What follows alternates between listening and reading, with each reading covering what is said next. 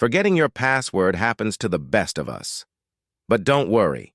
Ayuda makes it easy to reset your password and regain access to your account. In this video, we'll walk you through the steps to reset your forgotten password. Let's get started. Open the Ayuda app on your device. On the login page, tap the Forgot Password on the Service Provider Account Login page.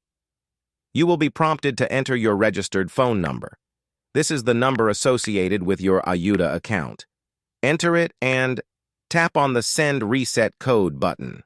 Ayuda will send you a one-time password, OTP, via text message, SMS. Check your messages for the OTP and enter it in the provided field. After entering the code, tap Verify to proceed.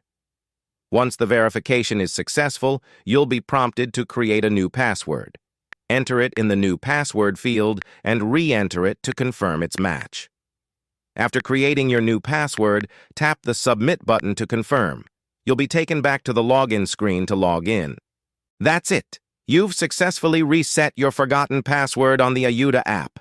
Remember to keep your new password safe and secure. If you encounter any issues or need further assistance, feel free to reach out to our support team.